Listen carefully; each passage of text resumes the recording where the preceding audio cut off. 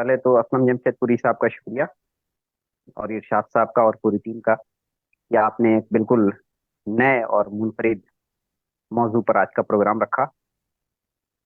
और आज की सदारत फरमा रहे आरिफ नकवी साहब, असलम जमशेदपुरी साहब, रेशमा साहिबा, भारत भूषण साहब और दीगर मुअज़्ज़ज़ मेहमानान गिरामी। आप सब जानते हैं कि ईद का त्यौहार बहुत अहमियत रखता है, और अदब हो या फिर बच्चों का अदब हो या उर्दू अदब को ही हो, सिर्फ उससे ये नहीं है। हिंदी की बात की जाए, हिंदी अदब में भी बहुत सारी कहानियां और किताबें मौजूद हैं। अंग्रेजी अदब में भी बहुत कुछ लिखा गया है, और बच्चों के लिए जो राइम्स हैं या फिर बच्चों के लिए जो नज़में हैं, उनमें तो खैर ईद को खास तौर से अहमियत दी गई है। वंस अपॉन एन ईद किताब है, वो आयशा सईद और एस के अली ने लिखी है। वो अंग्रेजी अदब का है, अदब का एक हिस्सा है। इसी तरह से सारा मेहदी की किताब है, ईद अराउंड द वर्ल्ड। और द मोस्ट एक्साइटिंग ईद जेबा तलखानी की किताब है।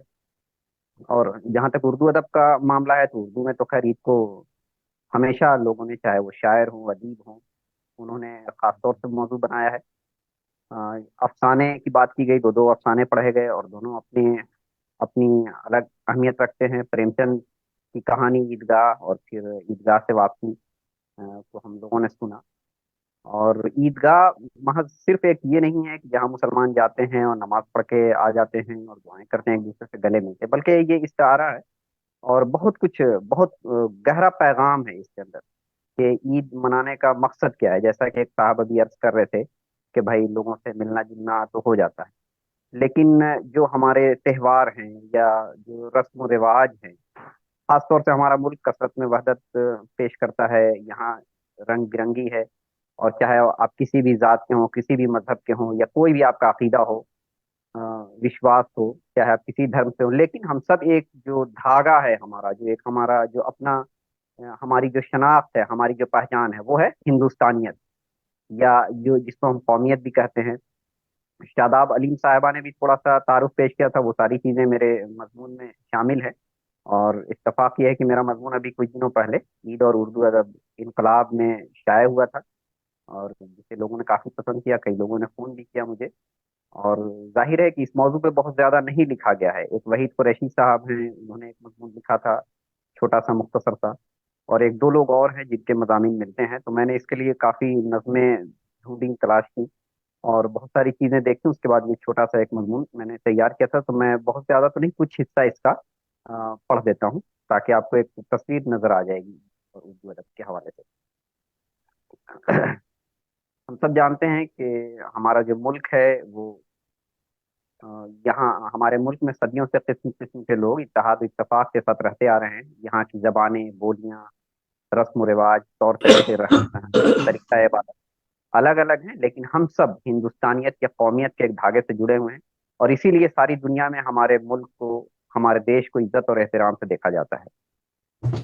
खासतौर से जो दूसरे ममालिक के लोग हैं, वो हिंदुस्तान की तरफ जब आते हैं या देखते हैं, तो वो इसी बात पे ज्यादा रिसर्च करते हैं या ज्यादा बातें करते हैं कि भाई हम सब अलग अलग हो करके भी एक कैसे हैं। और यही हमारे मुल्क में की पहचान है, और हमें यहाँ इस बात की आज़ादी है कि हम अपने मज़ाहिब पर अपनी मर्जी से अमल पैरा हों। वहीं ये भी आज़ादी है कि हम अपने त्योहारों को अपने अपने अंदाज में मनाएं। हमारे यहाँ के त्यौहार भी अजीब गरीब हैं, ये हमारी ज़िंदगी में कुछ इस तरह दाखिल हैं कि हम इनसे किसी तरह अलग नहीं हो सकते। हम चाहे किसी भी मजहब के मानने वाले हों, लेकिन हम सभी त्योहारों पर वैसे ही खुशियां मनाते हैं जैसे कि हमारे अपने त्योहार।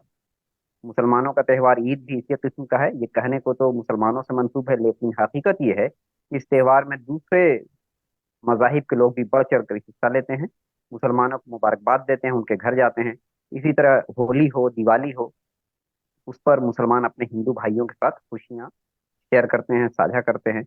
ये जो मुश्तरका विरासत है, ये हमें सदियों से जोड़े हुए है, लेकिन मौजूदा दौर में हमें इस विरासत की बका के लिए मजीद कोशिशें करने की जरूरत है। बात अगर अदब की जाए, तो हमें ये देखकर तमानियत का एहसास होता है कि अदब में भी त्योहारों और दीगर रसूम व अक़दार को खासी अहमियत हासिल है। उर्दू का पहला साहिब दीवान शायर कुली कुतुब शाह था, हम सब जानते हैं।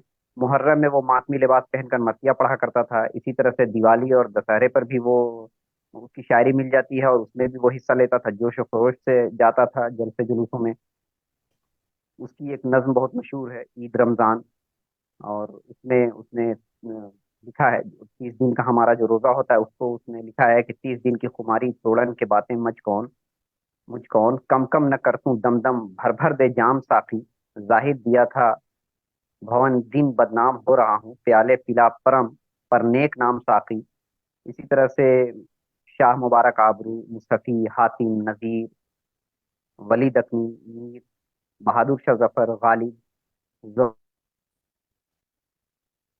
अल्लामा इकबाल, शाद, अमीर मीनाई, सबा अकबर आबादी और बाद के शायरों के यहाँ भी ईद पर शायरी मिल जाती है या ईद पर नज़में मिल जाती हैं। और ईद का जैसे हमने बताया कि ईद महज एक त्योहार नहीं है बल्कि मुख्तलिफ एहसासात का, मुख्तलिफ जज्बात का इस्तारा है।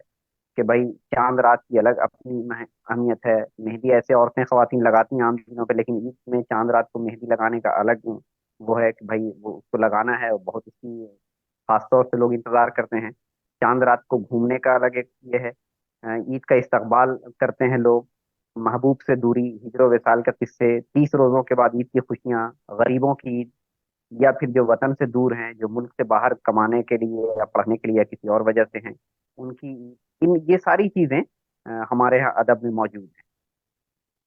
और खास तौर से यहाँ और इसमें भी अगर इख्तिसास करें तो महबूब से मिलना और इससे दूर होना, इस मजमून को ईद के हवाले से शायरों ने मुख्तलिफ अंदाज में बांधा है। कोई महबूब के चेहरे को ईद का चांद बताता है, तो कोई महबूब से मिलने को ईद बताता है। किसी के लिए इसकी ईद की खुशियां अधूरी हैं कि उसने अपने महबूब को नहीं देखा। किसी के लिए ईद इसलिए अहम हो जाती है कि उसका वो उसके साथ है, उसका चाहने वाला उसके साथ है। शादाब अली साहिबा ने भी बताया था, मेरे मजमून में भी वो शामिल है कि गालिब ईद को शमशीर के उरियां होने के नज़ारे से ताबीर करते हैं। इकबाल बचपन की ईद और चांद की दीद को याद करते हैं। खाली रोजे के जाने और रोजे ईद के आने की इतला देते हैं। इसी तरह से अमजद इस्लाम अमजद महबूब के दीदार को चांद देखने का बहाना कहते हैं। और अल्लामा इकबाल का एक शेर देखें, तेरी पेशानी पे तहरीर क़याम ईद है, शाम तेरी क्या सुबह ऐश की तमहीद है। इमाम अकबर आबादी का बहुत मशहूर शेर है, हासिल जो निशाते दीद हो जाती है, सरमस्त हर एक उम्मीद हो जाती है। ईद रस्मी का मैं नहीं हूँ कायल, जब मिलते हैं आप ईद हो जाती है। अल्लामा राशिदुल खैरी का एक रिसाला बहुत मशहूर, वो निकालते थे इस्मत। उनके उसके जून 1927 के शुमारे में ईद पर, अब यहाँ पे देखिए गरीबों मुफलिसों का हमने जिक्र किया, मुफलिस और नादार की ईद के बारे में उन्होंने लिखा है। मनाई ईद तुमने बाल बच्चों की नदीमों की, मगर फरियाद भी कुछ कान में आई यतीमों की। मुसलमान तुम्हें अहकाम की कुछ याद भी आई, तुम्हारे कान में मासूम की फरियाद भी आई। अब ईद का इन्होंने बिल्कुल दूसरा एक नजारा पेश किया है। हाँ, अब अकबर इलाहाबादी का अंदाज देखें कि खुश फिर रही है खिल्क खुदा, सुबह ईद है, हर सिमत जेब जीनत दुनिया की दीद है। पेश नजर हमरे है शाम शब फिराक, इसकी सेहर जो हो तो हमारी भी ईद है। अब शाम हम शाम फिराक और फिर उसकी सेहर का इन्होंने ये किया है। इसी तरह से हैदराबाद के एक बहुत मशहूर शायर रहे हैं मोमिन खां शौक, उनकी भी नज्म थी। जिस तरह से कुली कुतुब शाह की नज्म ईद रमजान, उसी उन्वान पे उनकी भी नज्म है, दरसे इंसानियत जिससे मिलता है शौक। ईद रमजान है अमनो अमा का निशां, लबे शीरीं पे मुसर्रत के तराने आए। ईद आई तेरे मिलने के बहाने जमाने आए, दोस्त तो दोस्त हैं दुश्मन भी गले मिलने लगे, वाह क्या खूब अनोखे ये बहाने आए। अब असलम साहब ने भी वो शेर पढ़ा था और जाहिर है कि उसके बगैर तो ईद ईद पे जो सबसे ज्यादा मशहूर शेर है वो कमर बदायूनी का शेर है। लेकिन कमर बदायूनी के उस शेर से पहले मुसफ़ी का ये शेर देखें, है ईद का दिन आज तो आज तो लग जाओ गले, है ईद का दिन आज तो लग जाओ गले, जाते हो कहाँ मेरी जान आके मुकाबिल। और इसी को फिर या इसी तरह का इसी तर्ज का शेर है कमर बदायूनी का, बहुत मशहूर शेर है कि ईद का दिन है गले आज तो मिले जालिम, रस्म दुनिया भी है मौका भी है दस्तूर भी है। और ईद के त्योहार पे या उससे पहले बच्चों का रिसाला हो या और भी जो रिसाइल थे, उसमें ईद पे खास तौर से गोशा शाये किया जाता रहा है। ईद पे खुसूसी नंबर शाये किए जाते रहे हैं। और उसको या गुलदस्ते की शक्ल में चाहे होते थे, जिसमें बहुत सारे ईद के हवाले से नज़में या अशार या खतात दिए जाते थे। उनका नाम होता था तोहफा ईद, बयाज ईद, सुरूर ईद, शगुफा ईद, माह ईद या गुलदस्ता ईद। और अल्लामा राशिदुल खैरी ने भी गुलदस्ता ईद के नाम से एक शाये किया था, जिसमें ईद पे नज़में और शायरी थी, अशार थे। और नस्र का जिक्र हो तो ईद सबसे पहले जिससे हमें हमारी नजर पड़ती है वो प्रेमचंद की कहानी है, ईदगाह। और फिर बाद में इसको असलम साहब ने भी ये किया, ईदगाह से वापसी। और यहीं तक नहीं है, असलम साहब से पता नहीं शायद मैंने जिक्र किया था पहले या नहीं, एक साहब हैं डॉक्टर शाहनवाज आलम साहब, यहीं मिथिला में है, दरभंगा में। तो उन्होंने ईदगाह से वापसी के बाद इसको भी एक्सटेंड किया। इसके बाद उन्होंने कहानी लिखी है। उन्होंने मुझसे कहा था कि आप जरा सा असलम साहब का नंबर दीजिएगा, मुझे उनसे बात करनी है कि उन्होंने जो कहानी को बढ़ाया है और मेरा जो अंदाज है उसको बढ़ाने का, हमने किस तरह से उसमें तब्दीली लाई है। तो ये है कि बात हो रही है इससे। और ईदगाह सिर्फ प्रेमचंद प्रेमचंद तक नहीं या असलम जमशेदपुरी तक महदूद नहीं है, बल्कि लोग इसको आगे लिख रहे हैं। तो ये किसी तहरीर की या किसी तखलीक की कामयाबी का सबूत है कि भाई अगर हमने कोई चीज लिखी तो लोग उसको आगे बढ़ रहे हैं, लेकर के उसको एक्सटेंड कर रहे हैं। इसी तरह से आनंद लहर का नावल है जो अग्नि से पहले के नाम से शाये हुआ था, और कश्मीर में जो दहशतगर्दी और फिर जुल्म सितम वहाँ हो रहा था उस हवाले से लिखा गया है। और जस्टिस जावेद इकबाल, अल्लामा इकबाल के साथ जब वो ईद मनाते थे तो किस तरह से मनाते थे, उन्होंने अपनी किताब में जिक्र किया है उसका कि जामा मस्जिद में हम नमाज पढ़ने जाते थे और अल्लामा इकबाल उनकी उंगली पकड़े रहते थे। इसी तरह से फैज अहमद फैज और ने ईद का जिक्र किया है कि वो किस तरह से जिंदान में थे या कैद खाने में थे, जेल में बंद थे, और ईद पे उन्होंने क्या महसूस किया। और उसमें वो लिखते हैं, एक खत में अपनी अहलिया को उन्होंने खत लिखा था कि जेल में जो बहुत सी ईदें आई और गुजर गईं, उनमें ये ईद गालिबन सबसे ज्यादा वीरान थी। बिल्कुल बेरंग उजाड़ दिन था जिसमें कोई याद या आरजू भी बेदार नहीं। मैंने कैदियों की जमात के साथ नमाज अदा की, लेकिन इसके सिवा और कुछ भी नहीं किया, सिर्फ डॉन को जुज को पढ़ता रहा। और अब के सांचू पांजा पर भी हंसी नहीं आई। ये दो मुसन्निफीन के नाम है अच्छों के। अगले हफ्ते तुम आओगी तो हम झूठ मूठ का त्योहार का कुछ समा पैदा कर लेंगे। ये खत उनके सलीबे मेरे दरीचे में शामिल है। इसी तरह से इंतजार हुसैन ने जो पाकिस्तान के हालात को देखा और जिस तरह से वहाँ पुलिस के पहरे में नमाज लोग अदा कर रहे थे, आज से 10-15 साल पहले का जो हाल था पाकिस्तान का, किसी से ढका छुपा नहीं है। तो उसके हवाले से वो लिखते हैं कि अब हम पुलिस के पहरे में नमाज ईद अदा करते हैं, और जब ईद के बाद अपने पुराने यार आशना और अजनबी गले मिलते हैं तो हमारा दिल धकड़ पकड़ करने लगता है कि जाने बीच में कौन अजनबी गले मिलने में क्या गुल खिलाए, कहीं हम यारों से ईद मिलते मिलते किसी खुदकुश हमलावर से तो बगलगीर नहीं हो जाए। अब आप देखें ईद का बहाना या ईद का के मौजू पर इन्होंने, इंतजार हुसैन ने कितनी बड़ी बात कह दी कि खुदकुश बम्बार और किस तरह से हमला होता था वहां, और नमाजों में होता रहा है, हमने खबरें देखी हैं, जानते हैं हम लोग। और जाहिर है ये त्योहार खुशियों का है और इससे इस तरह की चीजों का कोई नहीं है। और अदब अदब अतफाल की बात की जाए तो बच्चों के लिए तो रमजान, ईद और चांद के मौजूदात पर हजारों तखलीकात मौजूद हैं। शफीउद्दीन नैयर हों या माइल खैराबादी हों, हफीज जालंधरी या दीगर शोरा हों, सब ने ईद पर बेशुमार कहानियां, नज़में और मज़ामीन तहरीर किए हैं।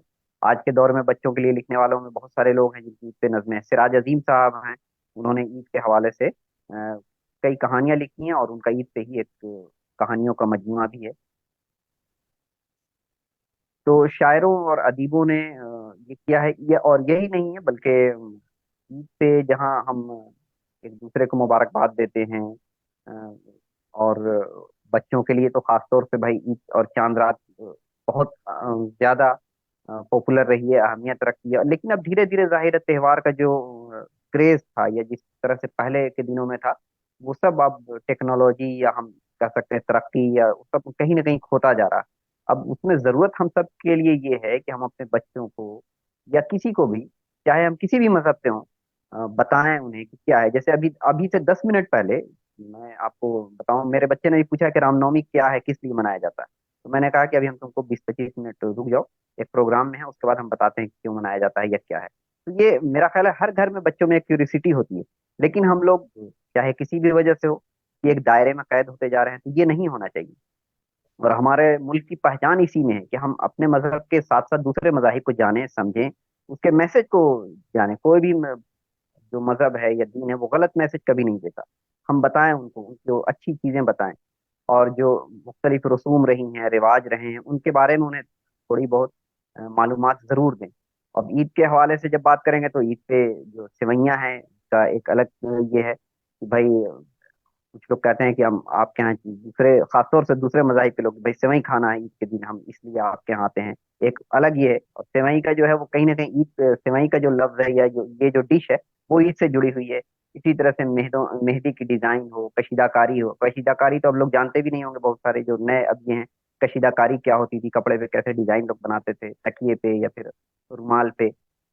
तो ये सब ईद से जुड़ा हुआ, जुड़ी हुई चीजें हैं। अब हम लोग मादी आसाइशों पर ज्यादा तवज्जो देते हैं, लिखे हुए हरूफ और तहरीरें खत्म होती जा रही हैं या कम होती जा रही हैं। अब इसमें हमारे लिए जो, जिस नफसा नफसी में हम के दौर से हम गुजर रहे हैं, हमारे लिए जरूरी है कि हम अपनी रवायात को, अपनी अक़दार को जिंदा रखें। और अपनी जो आने वाली नस्लें, उन्हें भी हम बताएं कि भाई जाहिर है हम जिस मुल्क से ताल्लुक रखते हैं, वहाँ हमारी जो शनाख्त है वो तहजीब और सकाफत से जुड़ी हुई है, और यही हमारा सरमाया है। और हमारे इस सरमाए की हम सबको हिफाजत करना हमारा फर्ज है। बहुत बहुत शुक्रिया।